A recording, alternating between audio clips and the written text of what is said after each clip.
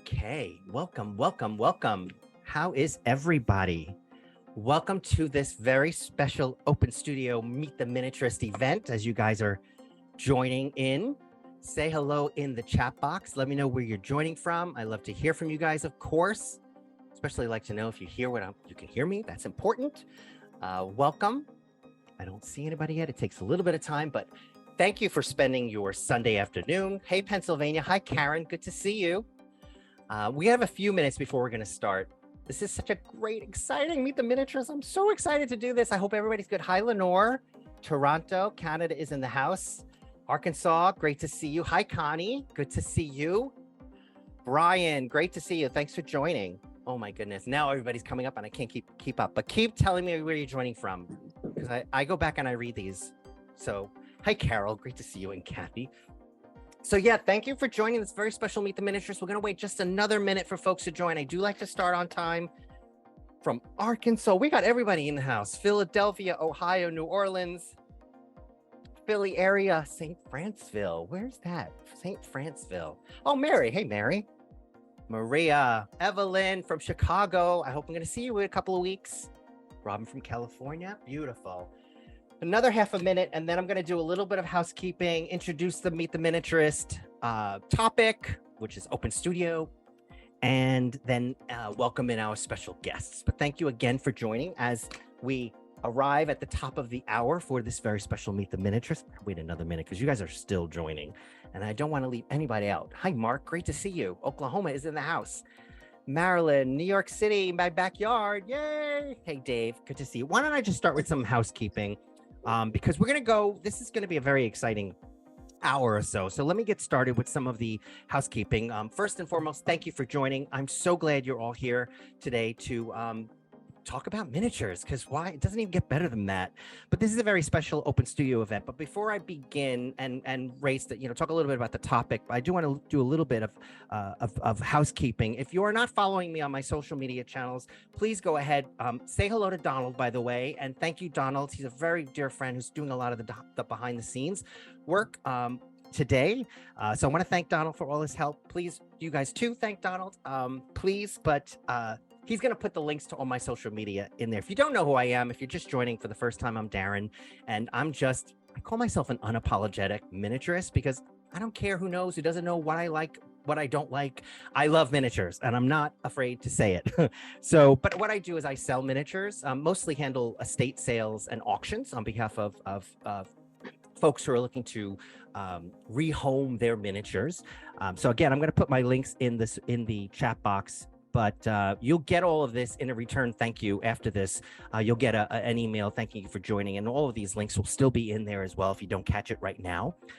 One of the things I want to let you know is I'm hosting one of my free webinars in a couple of weeks on May 6th at 10 a.m. It's a Saturday, about how to build an awesome miniatures collection.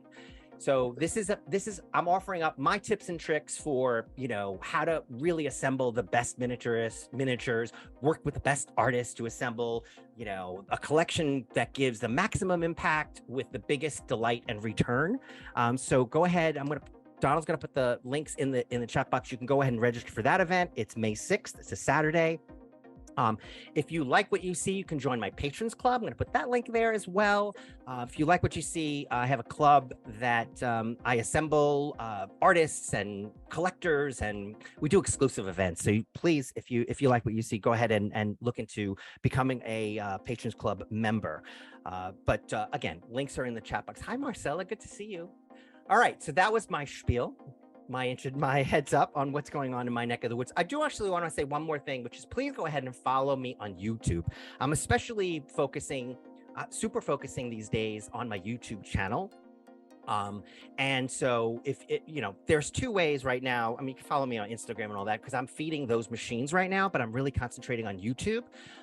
But you can follow me there and go ahead and look into that. So with that, I would like to tell you that I'm excited to be hosting this very special Meet the Miniaturists Open Studio event. As most of you know by now, the Tom Bishop Show is coming up in a few weeks. This is one of the biggest, longest running shows in the United States, handled by Tom Bishop, who's been running the show forever. And it's just, biggest show, has over 200 tables with some of the best artists on the planet. And I'm going to be talking with some of those artists today.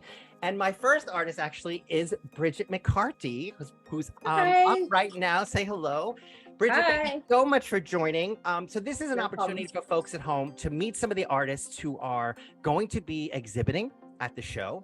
And very oftentimes they are working right now diligently to get stuff for you guys to buy at the show. So for folks who might not know who you are, BRIDGET, and they're probably like two on the line, tell us a little bit about yourself, what kind of work you do, and what can we expect to see coming up at the show?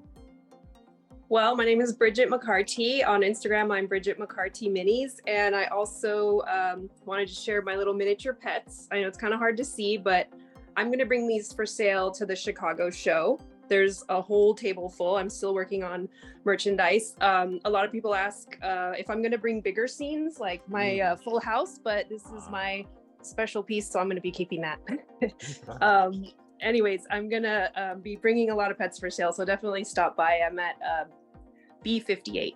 Right. So you're mentioning the pets because you're known for so many other things. How do you choose at the end of the day what it is you're going to craft and bring to the show? Yeah, so it's kind of like just make as much stuff as you can, and then like I'll be making, let's say, 5 pieces, and 1 out of the 5 is so cute I have to keep it. So I'm gonna bring as much as I can. They're really cute. This new design I have is like a little kitten in an apron. Everyone's going crazy over this one. It's so cute. So I'm gonna try and make a few more of these. Baby chickens, you know, Yorkies, all the little pocket-sized like cute pets are the ones I make and bring. Bunnies, chicks, all that kind of stuff. So you really are mostly well known for your miniature pets, I want to say. I mean, is that really how you started? I know you have a Disney background. Can you talk a little bit about your start in the creative world and how you moved over to miniatures? So I've always loved miniatures first and foremost before anything. And I started kind of going to miniature shows when I was like 19 years old, and I saw that people were making little miniature pets, and that's what I started making. I've been practicing for years, more than 10 years, making miniature pets. So I finally decided, okay, I'm going to try and sell them, and I kind of built a following. And then the sitcoms, I started building like whole entire scenes, like sitcoms, and that started about a year and a half ago, and just posting more. I thought, hey, everyone's stuck indoors, which I'm always stuck indoors, but hey, you know, everyone's online watching now. So I started posting reels, and now I'm very busy with building little sitcoms or anything a studio asks me to build for kind of a promotional video. So I'm doing that full time, and the miniature pets, going to conventions. It's a lot of work, and I work almost every day sometimes. I bet. I mean, and those miniature sets are phenomenal. I mean, they're amazing. I mean, at the end of the day, that must take, I don't know, does that take more of your time than the miniature pets? Like, how do you manage your time? I don't know if I manage it well, but I try. Everyone just tries. You're always in chaos. You're like, okay, I just booked this other job. Now I have to go back to my miniature pets desk, and I have to finish that commission on my other desk. So I kind of just do like 5 hours at one desk, 5 hours at another. Kind of think, okay, how many days do I have left till the next show? Do I have enough merchandise? And if I don't, well, it's all I could do. I mean, there's only one of me, so. Do you literally move to a different desk? Is that because there's a different headspace, or just different amount of space you need? Like, what's that about? It's space. I mean, if you're a collector, you know, you need as much space as possible. I've been working in my breakfast nook because the sunshine comes up in the morning. But I have another complete storage office room, and I build kind of sitcoms there. I display them in various parts of my house. So yeah, the collection, it kind of, you know, escaped out of one room, and now it's like all over the house. I bet it's taken over the entire house. Can we go back to the sitcoms? Like the first one that you did, now, was that just because you wanted to create and that's where your head was? Because that spiraled and that went everywhere, completely viral. Did you, like, how did that happen? I mean, I know how it happened, but how did the first one happen? I guess I don't really know, but I do know. I've always wanted to make some really cool video or thing that people liked. And I thought, you know what, just make something people recognize, like little sitcoms, and people love little things. So I made like a wall and a door, and people get to kind of see like, oh, this is a miniature. You know, you see the light socket, so you know it's not. It's hard to tell when you see miniatures on Instagram if they're real or fake unless you see someone's hand in them. So it was important for me to be like, okay, I got to give the viewer an idea of scale. And Wow. obviously they tie in their favorite show to that, and they're like, oh, that's so cool. Yeah, I mean, I think that you take your work to the next level by doing things like that, by shooting it really, really well, making sure the perspective is there, because your work is so good that people don't know it's a miniature until you see the hand. So there's a lot of thinking even after all the creative goes into it. So it shows that it's so good. It's really good.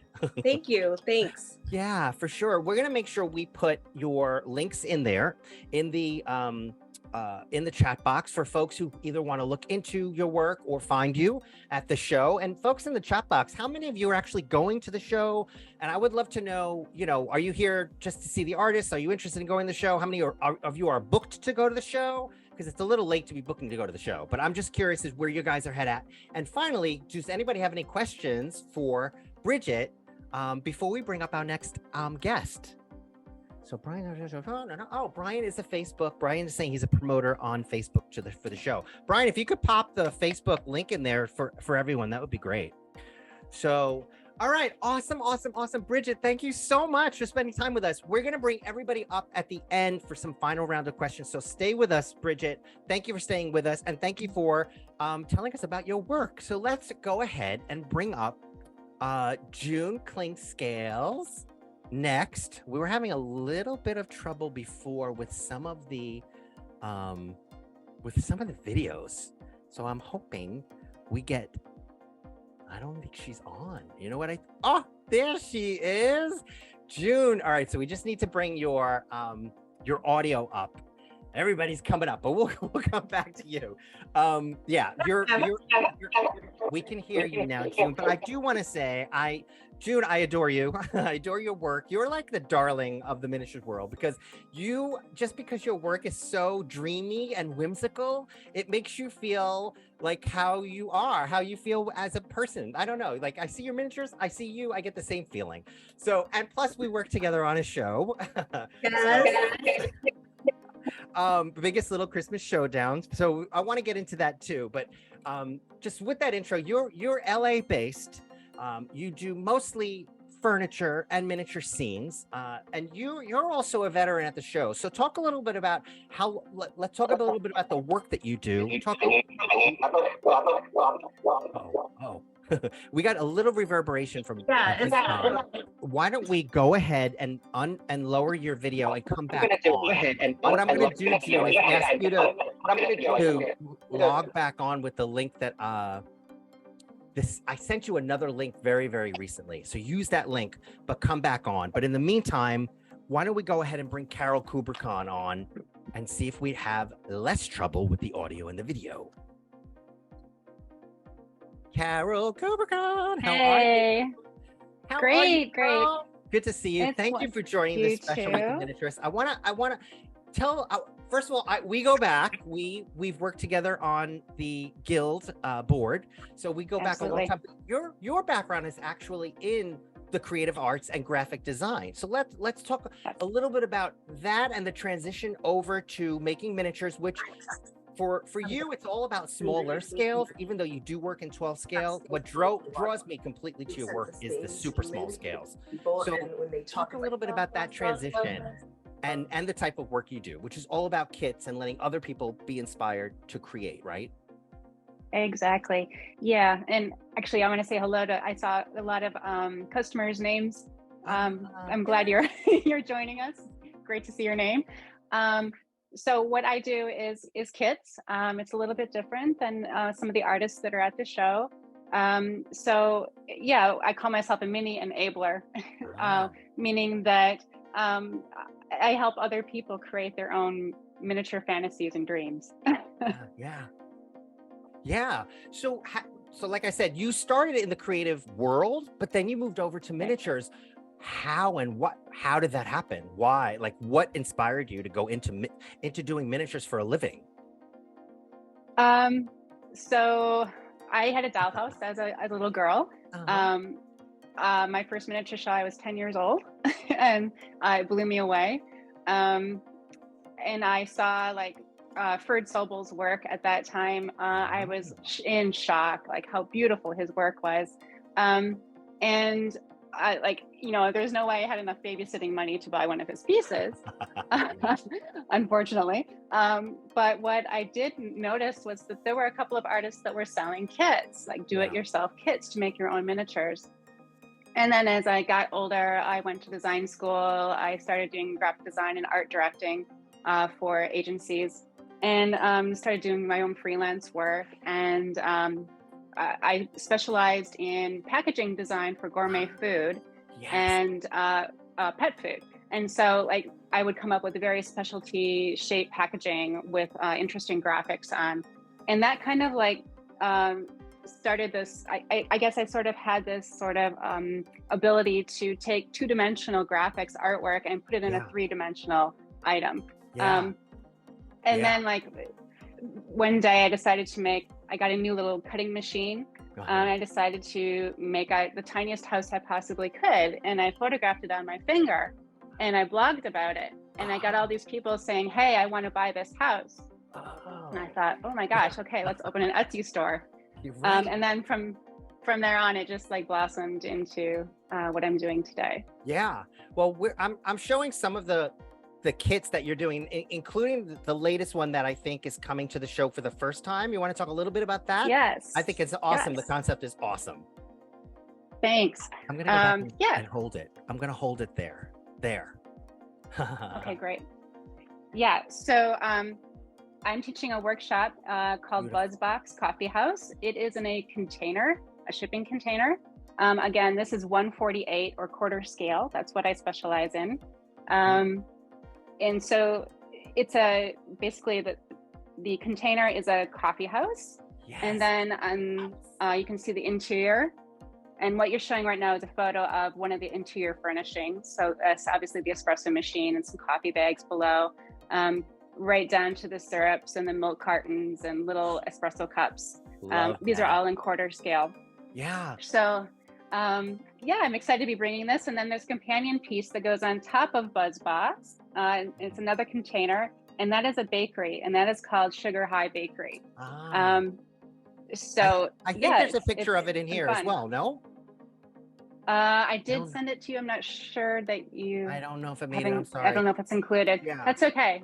So what would I can show it at the screen. How do you determine, how do you determine what you're going to do next? Where do you get your inspiration from? Because there's a fair amount of thinking in terms of what people can do, how they can manage it. How do you manage that versus what you want to do? Do you know what I mean? Like,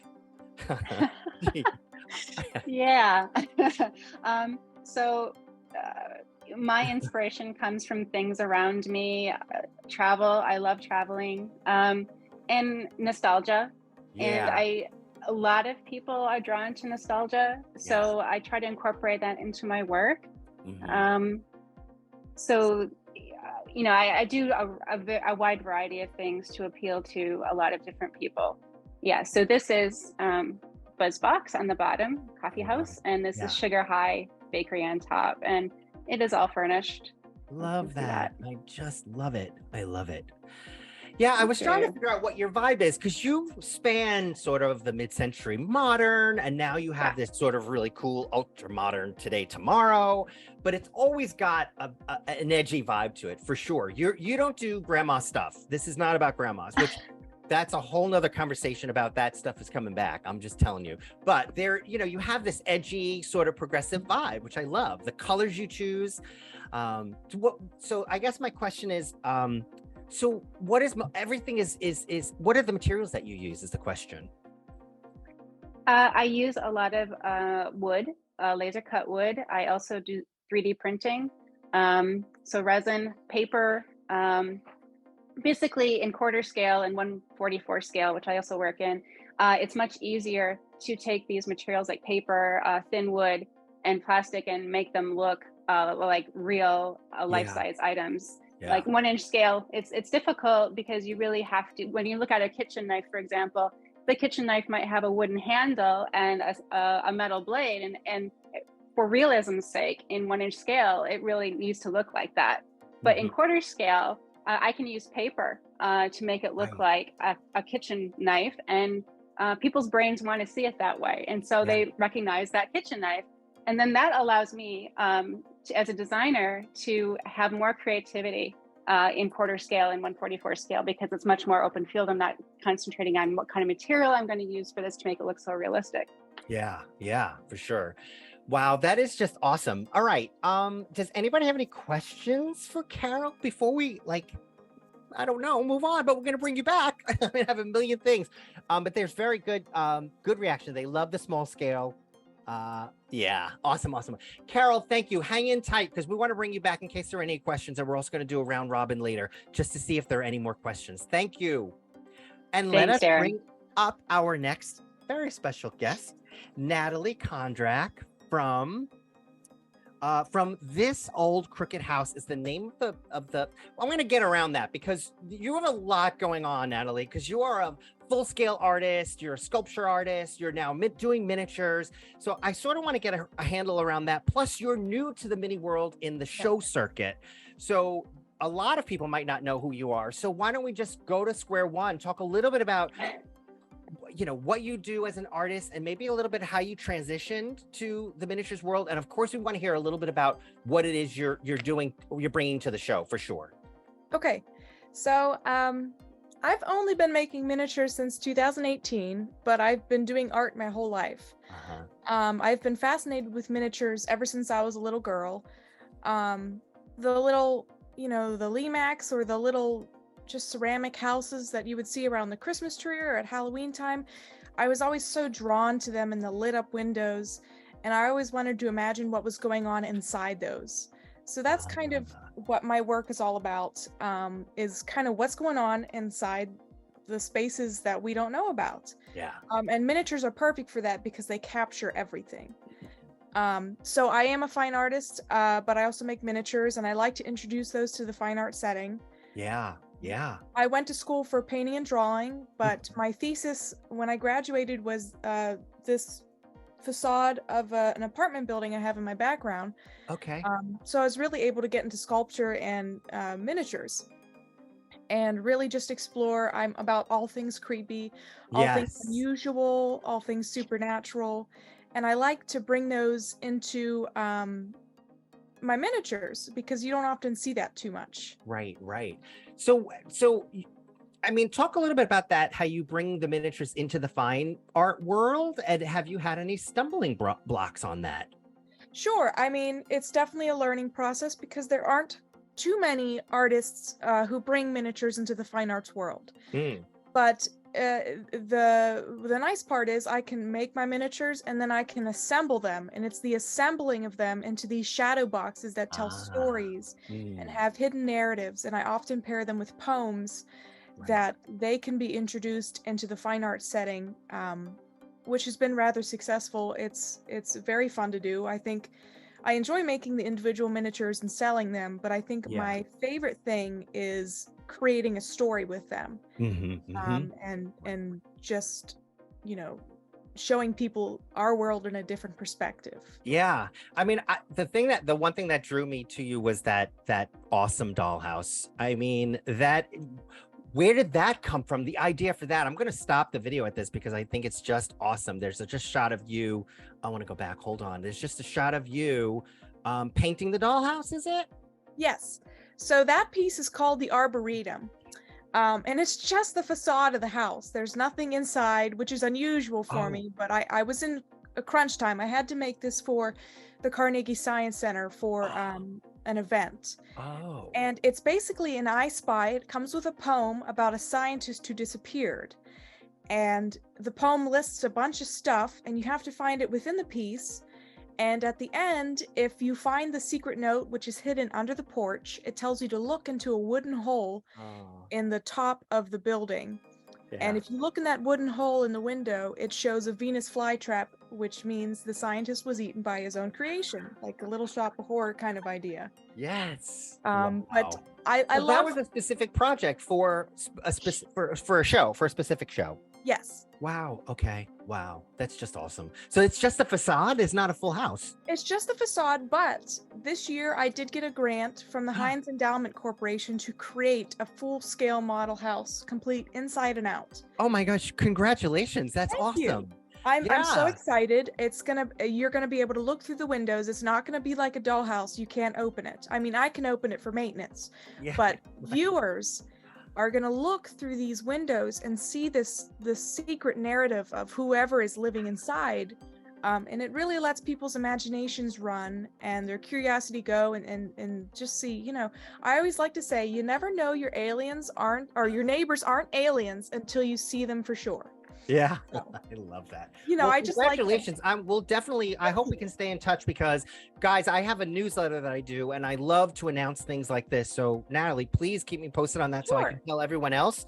But we're definitely putting your links in the chat box as well, so people can follow you directly for sure. So what can we expect at the show? What are you working on, and what can we see? So I have a lot of individual miniatures coming for the show, like my vending machines. Yes. I really like diorama accessories, things for you to add to your dioramas to make them a little more edgy, to make them a little more cryptic.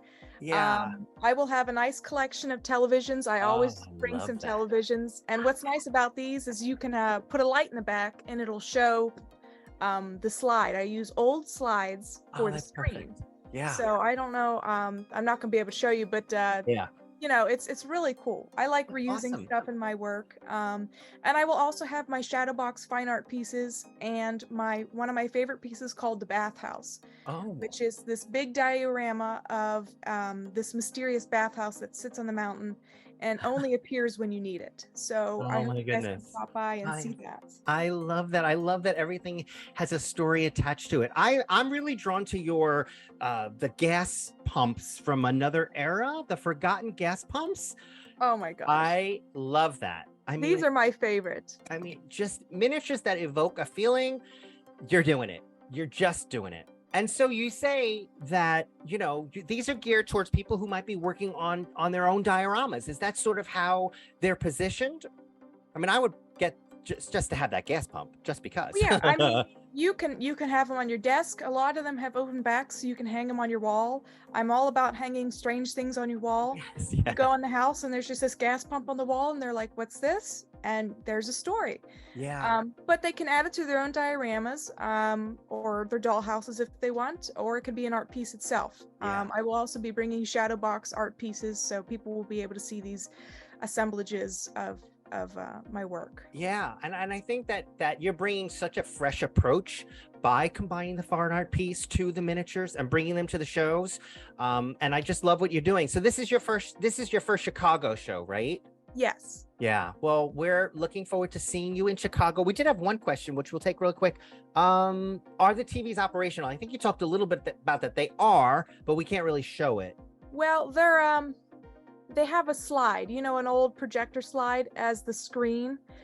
So if you were to Oh, take an slide. LED and shove it in the back of this hole, it would light it up. So it's not a moving picture, but I don't really like to get into too technological stuff because that makes it expensive. I like things to be accessible to people.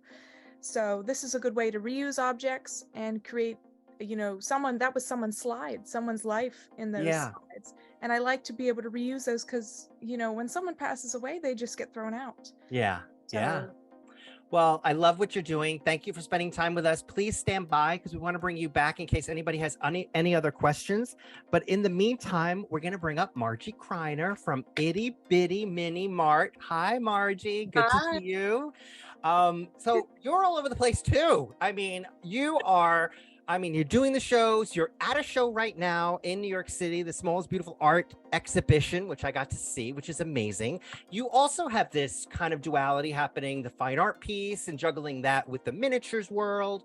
I love what you do. You sort of play in that nostalgic playing field. Talk a little bit about that. I would love to hear your perspective on what you're doing in the miniatures world and how you kind of juggle that with your fine art world. But tell us a little bit about yourself. Tell us about the work you do, and then maybe get that question in there. Okay.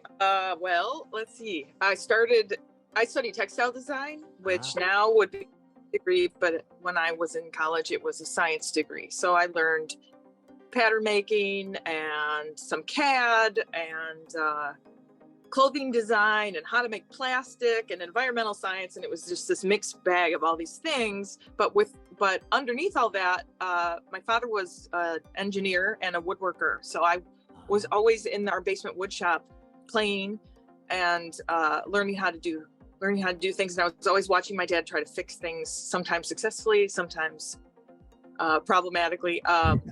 Yeah. That textile approach to something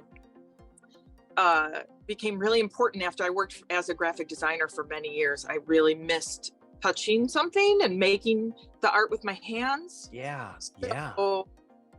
So I started studying furniture design. Interesting. And furniture building, and went from there. And so when you started making miniatures, what inspired you to do these types of miniatures? I mean, they're just bringing us back to a great time. Are all rooted in my childhood or objects in my house that I grew up with, or objects I wish I had in my house. I'm also a musician. There's a lot of I'm a guitar player and I play some piano. And I'm a storyteller. Yeah. And that sort of my fine art part of it. I add storytelling to the narrative using miniatures.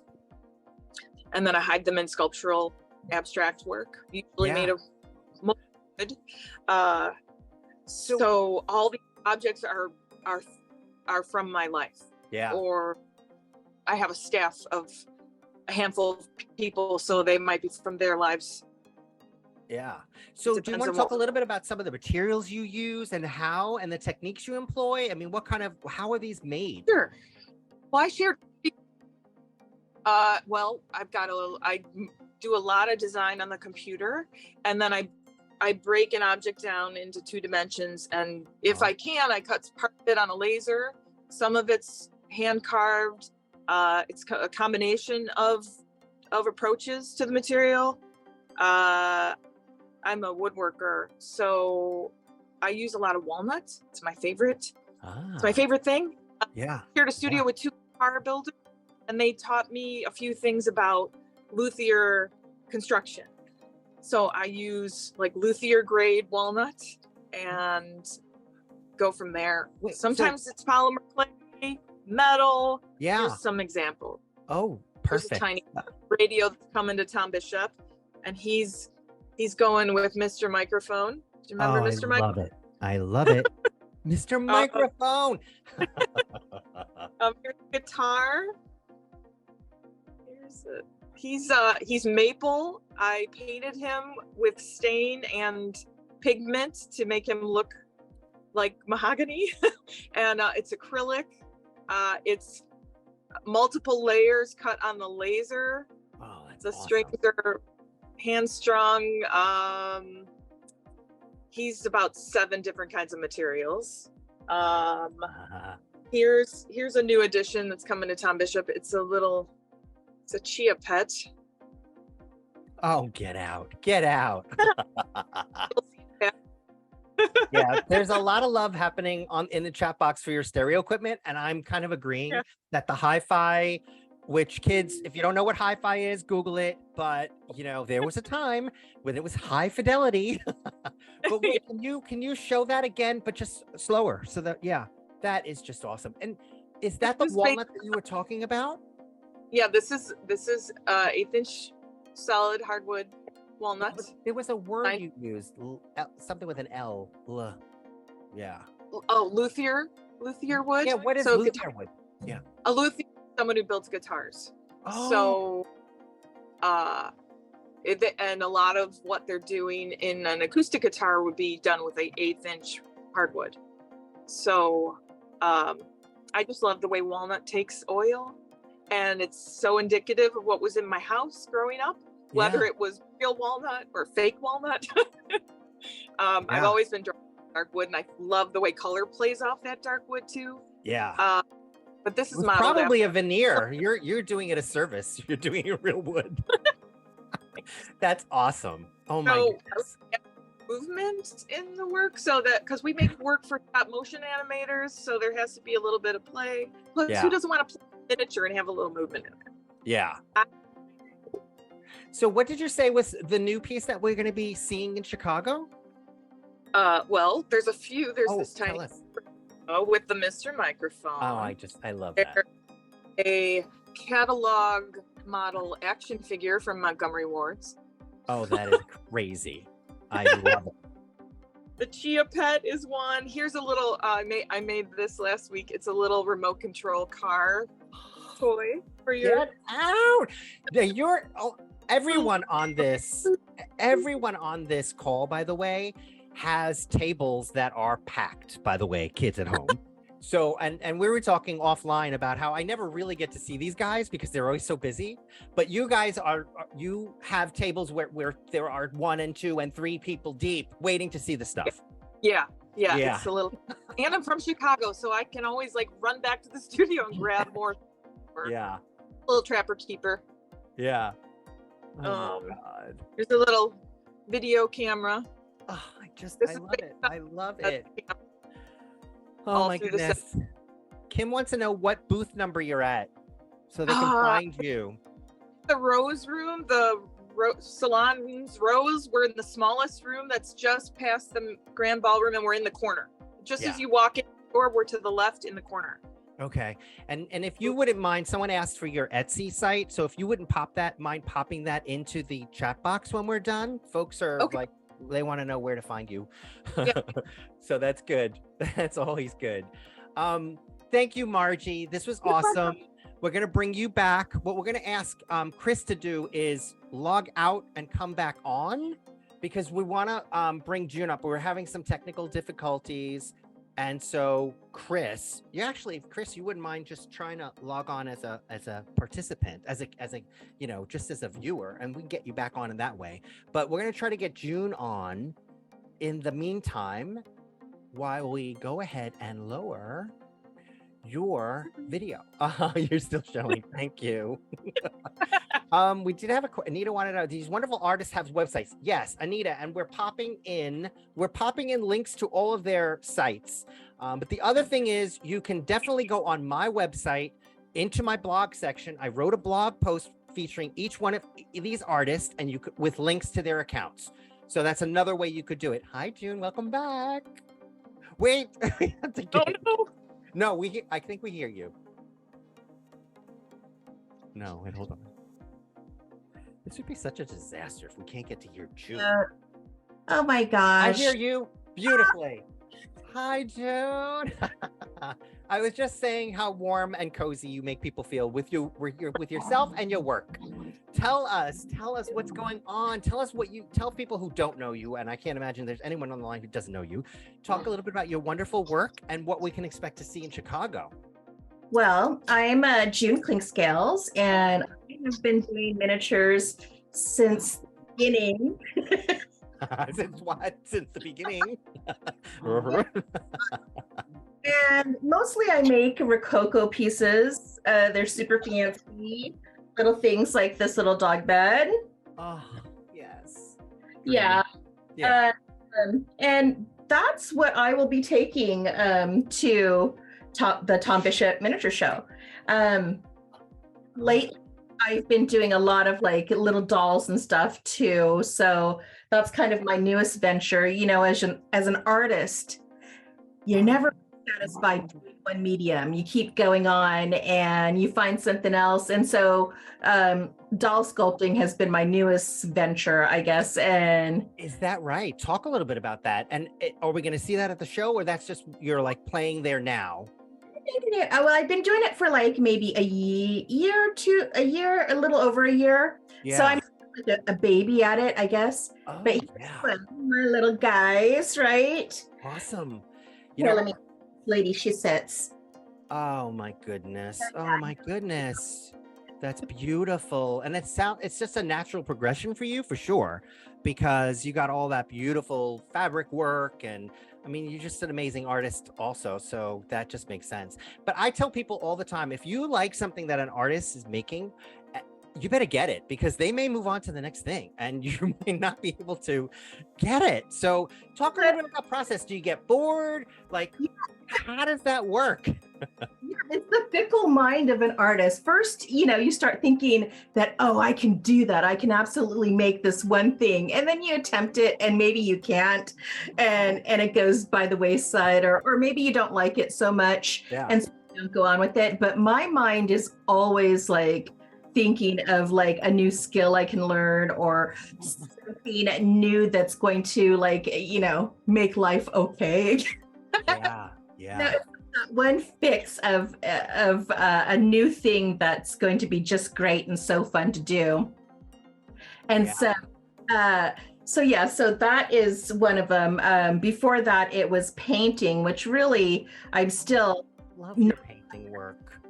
Yeah, we're showing some of your work here, and it is quite a broad spectrum of skills going on there between the paintwork and the furniture and overall composition, putting those pieces together.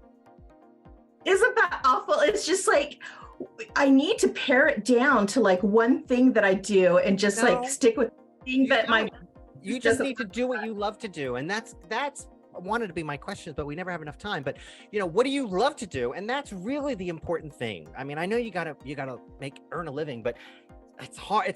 Talk about that balance, striking up that balance. Oh, that is the hardest balance, because when I started making miniatures, and I'll tell you, I made one little bed and I put it in, and I believe it sold for like $25. And I thought, holy crap, I'm going to be so rich,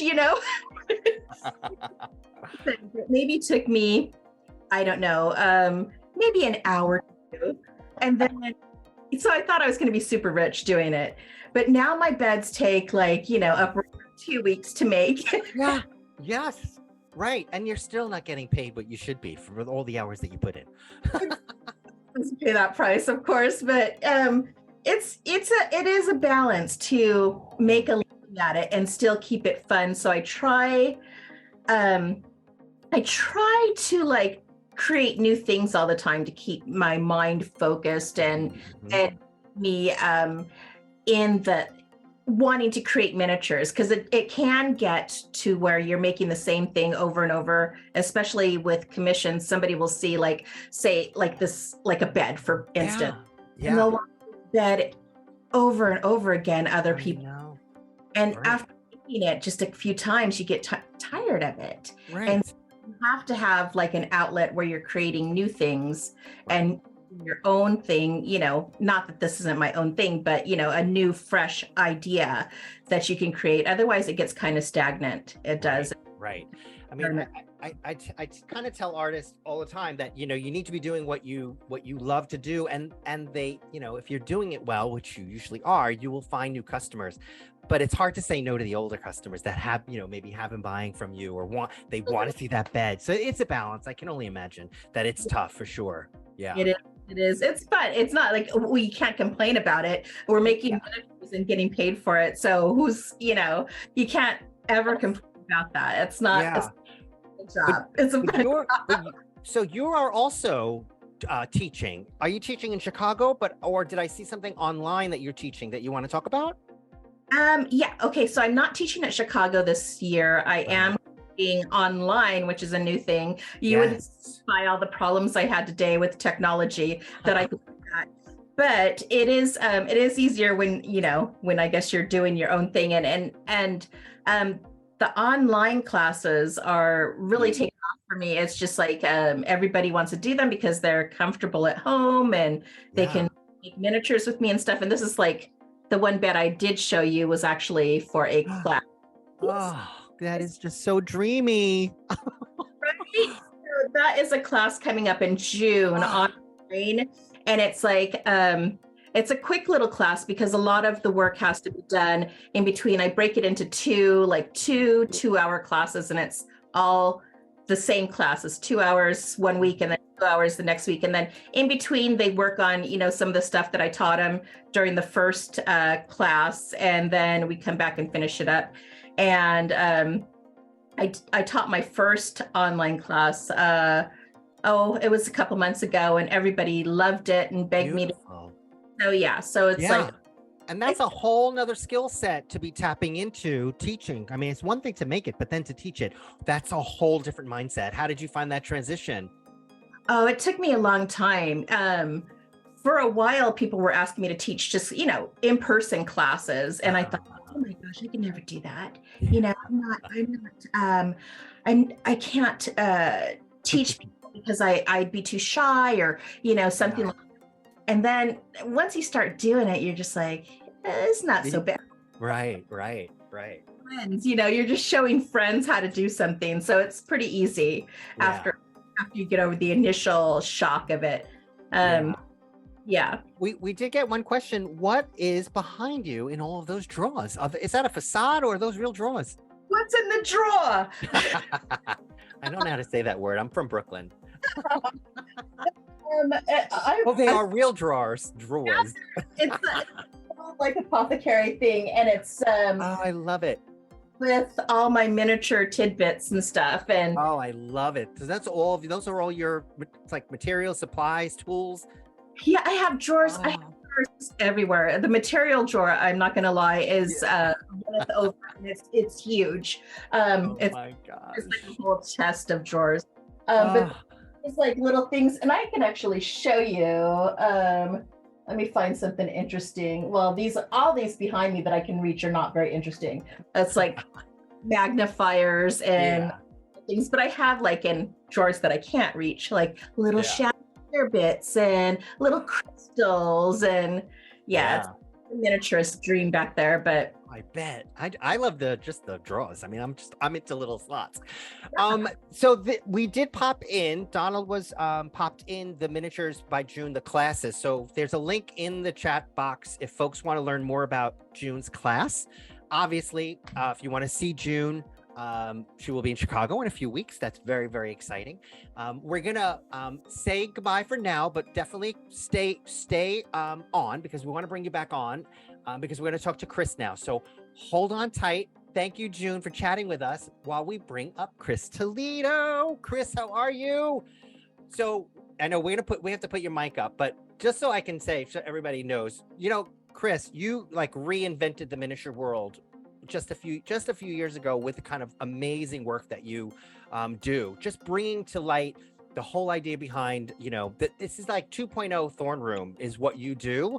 And folks should know, obviously, what you should know what the Thorn Rooms are, but this is like the next best generation of Thorn Room, what you do. So you're all about period architecture, and you run the gamut from classical styles to Tudor you also have an art background. Talk a little bit about your art background, your movement over to miniatures, and then we want to hear more about what you're planning to show in Chicago.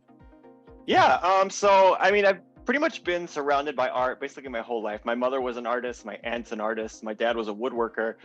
So I always kind of grew up in that environment and was just always, tinkering with things. I mean, I think at this point, this year is probably going to be my 22nd year working in miniatures. And so, it's just something that I've always been kind of obsessed with, and miniatures in particular, because it's not just one medium. You're literally working with every medium in the art world to kind of create these things. And so, it's never boring. You're literally working with, it's a new adventure every day, basically. And so I kind of like, miniatures was always kind of like my little side hobby. I always kind of like kept it on the DL because it's just something that I kind of loved, and it was like my own little like secret. And, but I always kind of, jumped from like different art things to art things. So I always loved painting. I used to do, very large portraits. I was a fashion photographer for almost 10 years. And so, I was always kind of involved with different things, sculpting, but woodworking in particular was always kind of near and dear to me because it's something I used to do with my father a lot. We had a whole woodworking shed in our garage, and, me, him, my brother, we were always building furniture, and, and then once I discovered miniatures when I was like 9 years old, I was like, okay, this is the beginning of something that's gonna be, the rest of my life. Did you know back then that, okay, you're going to land there? Because with all that you know, all those skills and all that experience, you landed on miniatures, which encompasses everything, but it's still miniature. You know, you're choosing to work in miniature. So did you knew back then that you would ultimately be working in miniatures, or when you started, I you knew. didn't think you would go? I never imagined that I would be doing it full time. That was one thing, you know, it was always one of those things where I was like, this is just like my fun little hobby that I love to do, because, you know, my dad also began woodworking. He also did a lot of contracting. And here in Los Angeles, we have a lot of like historic, like 1920s, 1930s architecture. So I used to go to work with him a lot. And so we used to go to these like awesome, crazy, huge, beautiful, historic mansions. And, you know, he would just be doing his thing. And then like, I would have free reign, and I would like wander through these houses, go through like all these cool old rooms, and like look through the like old staircases. And I loved it, you know, even since a little kid, like I was like, this architecture had something magical about it. And I loved it. And I always knew that that was something that I kind of wanted to get involved with. And, you know, growing up, I always told myself, like, I want to be an architect, you know, growing up, like, that's what I wanted to do. And literally after high school, I started formal training in architecture. And about a year into it, I was like, you know, as much as I do love architecture, like, I feel like being an architect, I'm not going to actually be in the environment that I want to be. And I want to be as creative as possible, you know. And I kind of came to this realization that being an architect, you're going to be sitting behind a desk and working with a team of people. And, you know, you're not going to actually get to do the creative things that you really, really want to do. And especially me being so obsessed with historic architecture, I was like, no, there's no way that I actually be able to, you know, do that. So miniatures is always kind of like that one little thing that I can kind of like use to connect, you know, with that love of architecture. Yeah. So, I mean, I can only imagine how much time it takes to make one of these pieces. And we're sharing some of the work on screen right on my screen now. I mean, you know, with that, you know, there's just so much you can do at a certain in a certain amount of time. So like when we get to see the show, I mean, how many room boxes? I mean, how do you decide how much to bring, what to bring? I mean, there's just so much there. Yeah, I mean, it really depends. Like usually it's trying to figure out how much I can get done within the year between the shows, you know. And last year was my first show and it was incredible and I loved it. So literally after the second I got home from last year's show, I automatically started like planning and designing, like, okay, what am I going to do for next year's show? And, you know, in my head, I have this like database of like rooms that I want to do. So like, you know, I usually just kind of like go down the checklist in my mind, like, okay, I've always wanted to do this particular room. So I think this year is going to be the year that I finally actually get to like do it and focus on it. So that's really interesting. So last year was your first show. And, first time. There were a lot of learnings there that you picked up in preparation for this year, including what you're going to make and how many and what to bring and things like that. So I mean, what are we going to get to see? Can we get a preview? Because not everybody on here is, and I showed some of your work, but I understand you want to share some of the things that you're going to bring. Yeah. So this year, like my main pieces that I usually bring every year, I always do, you know, room boxes. Room boxes are like my thing. And so this year I'm bringing 5. Last year I did 6. This year I'm doing 5 because, you know, last year I had basically all of COVID to prepare. So this year, a little bit less time. So this year I'm doing 5. But yeah, I'll give you guys a little bit of a tour here and show you guys some. And I'll just give folks a heads up. Those 5 will have sold stickers on them before you even get in that room. So, oh my God, look at that. So this is one of the pieces I had last year there, which I'm bringing again this year. This is still probably one of my favorites that I've ever done, just because I absolutely love the Spanish style. And look at that floor. Can we just wait? Spend 1 second. So that's crazy. So this is a Tudor style, obviously Tudor style living room. Spanish, yeah. Spanish style. Yeah. That ceiling. Okay, I could spend days in. Oh my goodness. What's going on with those beams? The decoration on those beams. So, you know, it's very typical in the 1920s in the Spanish style specifically to have, you know, they did a lot of stencil work. And so basically for these, I just hand cut very, very, very, very tiny stencils and, you know, very carefully applied it to all the beams. The whole ceiling is wood. God. It's incredible. That's crazy. It's crazy. Oh, and that beautiful stained glass window. All right, let's see more. Yeah. I know. Keep going. This is one of the new pieces that I did for this year. And so Look at this that. one I was kind of pulling from like the Spanish style as well. Like I loved, like an old Spanish style, 1920s, late 1920s, early 1930s, kind of like a little bit of Art Deco influence. Yeah, just beautiful. I mean, the tile work, I think your scaling is just, that's what makes, I mean, it's all of it, but your scaling is just so on target. In the miniatures world, a 1/32 of an inch makes a difference. And I think you do that. You make it that different. Yeah, and I mean, I think that's what I always tell people when people always ask me like, okay, I want to get started in miniatures. Like, what is something that I could, do? And I always tell people, I got started with kits. That was one of my things that I got started with, and it's I think one of the best ways to really get, to develop that miniature eye. That's one thing that that every miniature that I still try to achieve is really developing that miniature eye that you can kind of because some things because it's miniature, if you do it exactly to scale, it might not look just right. So sometimes making something a little bit smaller, like for some, for example, sometimes I'll use half scale pieces from my 1/12 scale stuff, because sometimes the half scale is going to be just a little bit smaller and it kind of gives a little bit more of that realism look. And so it's always kind of like playing around, but that's what I always tell people. The best thing to do is get started with kits, because that's the best way to really learn to develop that miniature eye and to kind of play around with it.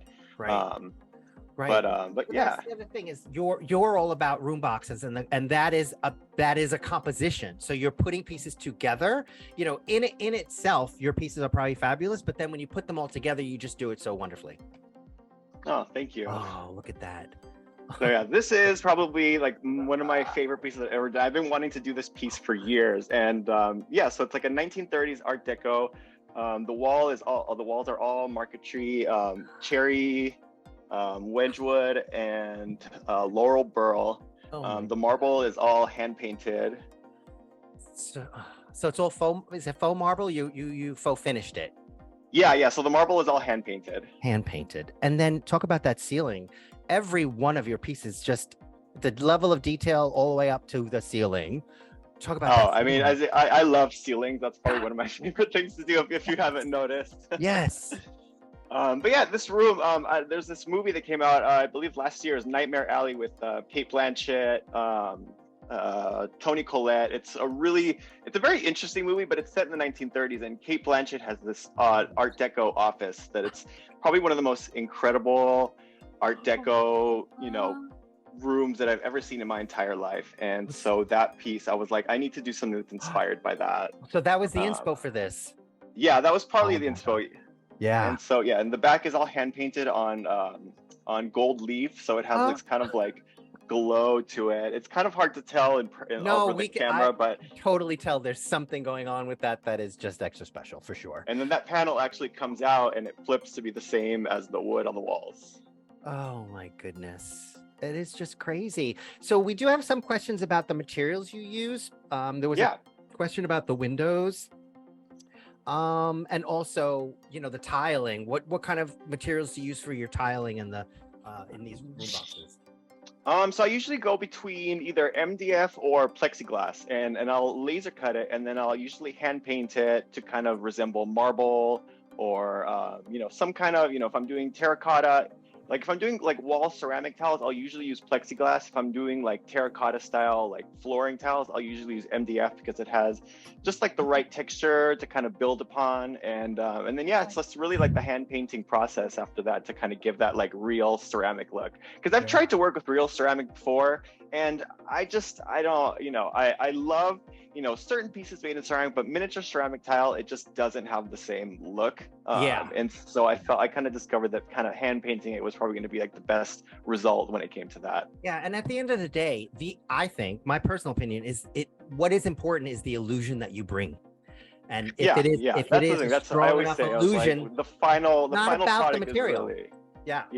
I try to stick pretty true to some materials. If I'm doing a lot of woodwork, you know, I do like to use real wood just because I mean, there's just like, you get this high from like staining a freshly sanded piece of wood. I mean, if anybody that knows how to work, that works with wood, knows that feeling of when you put fresh stain on some like, you know, wood, that when you get those colors that come out, it's like, I love it. So I love, you know, using real wood, and anything that I do metal, I love using real metal. So I'll do a lot of brass, and I'll mill a lot of my own brass pieces and then metal plate them to kind of match the metals that I'm using. Awesome. It's awesome stuff. Just, I can't wait to see your tape. I can't wait to see your booth. I can't wait to see some of these pieces in real life. Thank you for sharing those with us. We're actually bringing folks back up. I hope everybody will stay around. If we have any other questions for these folks, I know I have some questions, and this is really for anybody. So the chat box now is open for all of our special guests. Thank you guys for coming back. So yeah, I mean, what would, you know, what advice would you give to folks who are coming to see you at the shows? I mean, you know, what can they expect to see? Because maybe somebody have never been to a show before. What would you like to tell them about being an artist at the show? Anybody want to take that? I would say self-time. Don't give yourself just 2 hours for that show. Oh, well, I have 3 days on that show. No, that is a very good point. You want to give yourself enough time, you know, and I have to say, it took me literally 25 years to learn how to do a show, how to work a show, you know, how to, you know, how much time to spend at a table, because there isn't a lot of time. So you really have to be strategic, you know. So yeah, does anybody else have any sort of other advice for folks? I'd say, Go ahead.